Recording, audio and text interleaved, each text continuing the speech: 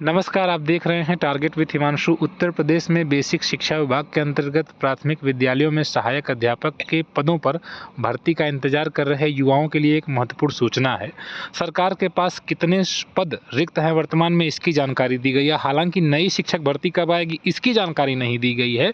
आइए इसका अवलोकन करें, जिसमें विधानसभा के प्रथम सत्र के प्रथम मंगलवार हेतु किसी के द्वारा एक प्रश्न पूछा गया था और उसमें जवाब क्या दिया गया है, महत्वपूर्ण यह है। इसमें यह कहा गया कि प्राथमिक विद्यालयों में सहायक अध्यापक के स्वीकृत 4,17,886 पदों के सापेक्ष 79,000 पद रिक्त हैं। 79,296 बहुत बड़ी संख्या में पद रिक्त हैं, आप इसको देख सकते हैं। अब इसमें यह कहा गया है कि 57,405 पद हम सीधी भर्ती से भरने जा रहे हैं और 21,891 पद पदोन्नति के माध्यम से भर दिए जाएंगे, यानी कि जो बेसिक से जूनियर में जा रहा है, प्रमोट हो रहा है या अन्य प्रक्रियाओं से वो प्रमोट होकर पहुंच जाएंगे। लेकिन जो 57,405 पदों के रिक्त होने की बात कही गई है, उसके जवाब में क्या उस पर नई भर्ती का कोई विचार है? यहाँ पर जैसा पूछा गया, क्या सरकार उक्त रिक्त पदों पर भर्ती करेगी, यहाँ पर अभी कोई जवाब नहीं दिया गया है। यहाँ पर यह भी बताया गया कि उच्च प्राथमिक विद्यालयों में स्वीकृत कुल 1,62,198 पदों के सापेक्ष 41,338 पद रिक्त हैं। आप देख सकते हैं कितनी बड़ी संख्या है यहाँ पर शिक्षकों की रिक्वायरमेंट हो रही है और यह पदोन्नति के पद है। यहाँ पर यह बात बताया गया कि यह पदोन्नति के माध्यम से भर दिए जाएंगे।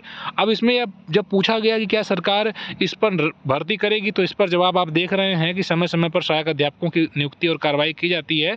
और अभी तो फिलहाल इसमें यह कि कब तक कोई नई भर्ती है कि कोई जवाब नहीं दिया गया है।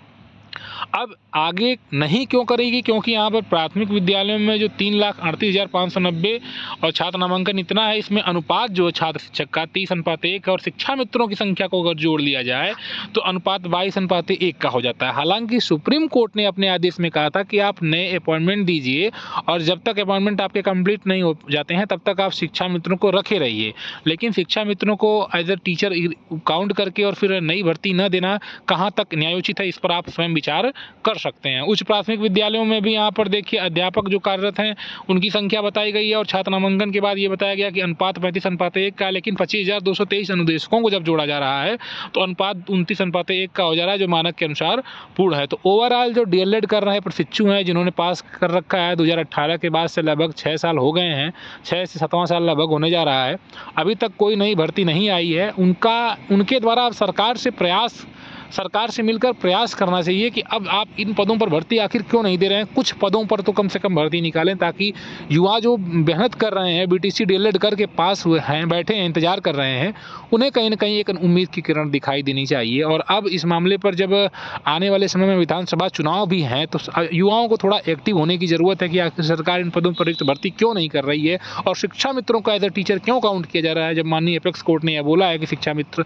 जो है कंटिन्यू नहीं होने चाहिए, उनको तब तक आप रखिए जब तक कि आपके पास टीचर्स की जो फुलफिल नहीं हो जाते हैं। तो ओवरऑल यही आज का ये जो जवाब है, इससे कहीं ना कहीं युवाओं के मन में निराशा हो रही है। लेकिन यह बात स्पष्ट हो गई है कि इतने पद इनके पास लगभग 57,000 ओपन पद हैं जिन पर इनको भर्ती करना है। फिलहाल आप इस पर क्या सोचते हैं, अपनी राय जरूर दें और इस मामले पर भी विचार सभी को करना जरूरी है कि नई भर्ती जल्द से जल्द आनी चाहिए। महत्वपूर्ण सूचनाओं के लिए जुड़े रहें इस चैनल से। धन्यवाद।